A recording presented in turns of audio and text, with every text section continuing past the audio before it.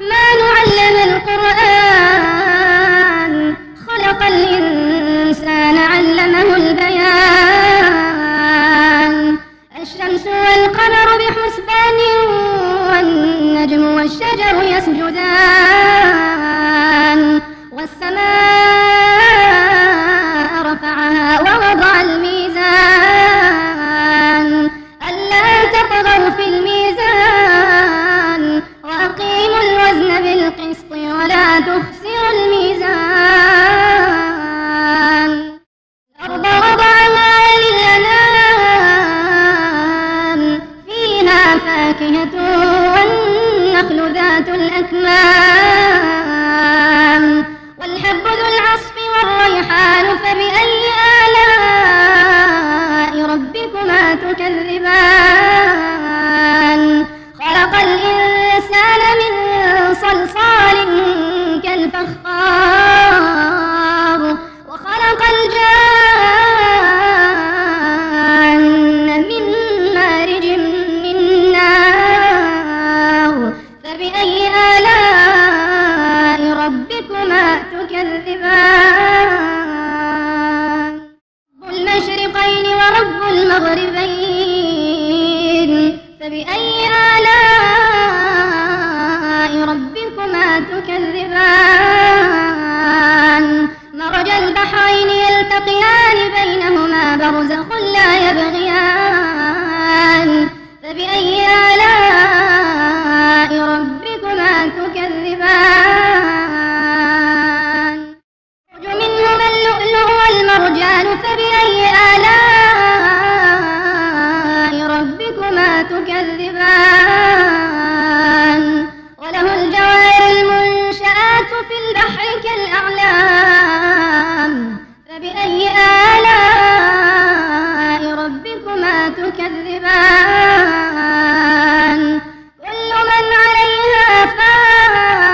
فان ويبقى وجه ربك ذو الجلال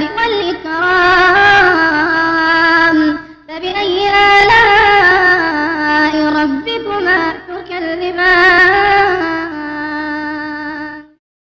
مثله من في السماوات والأرض كل يوم هو في شأن فبأي آلاء ربكما تكذبان سنفرغ لكم أيها الثقلان فبأي آلاء ربكما تكذبان معشر الجن والإنس إن استطعتم أن تنفذوا من أقطار السماوات والأرض فانفذوا لا تنفذون إلا بسلطان فبأي آلاء ربكما تكذبان يرسل عليكما شواظ من نار ونحاس فلا تنتصران فبأي آلاء ربكما تكذبان إذا انشقت السماء فكانت وردة كالدهان فبأي آلاء ربكما تكذبان فيومئذ لا يسأل عن ذنبه إنس ولا جان فبأي آلاء ربكما تكذبان يعرف المجرمون بسيماهم فيؤخذ بالنواصي والأقدام فبأي آلاء ربكما تكذبان هذه جهنم التي يكذب بها المجرمون يطوفون بينها وبين حميم آن فبأي آلاء ربكما تكذبان من خاف مقام ربه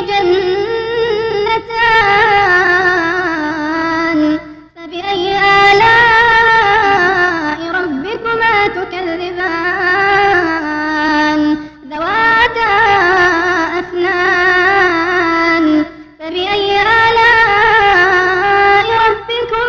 تكذبان